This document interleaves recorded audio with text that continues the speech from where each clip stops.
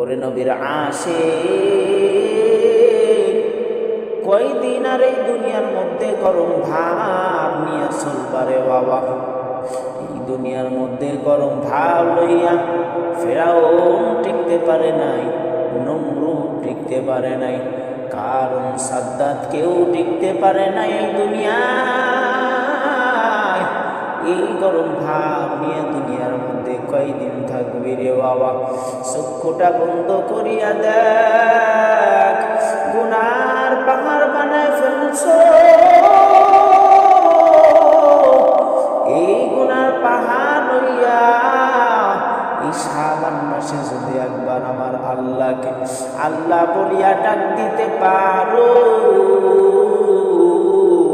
আমার আল্লাহ তোর জীবনের সমস্ত গুনাহ খাতা মাফ করিয়া দিবি।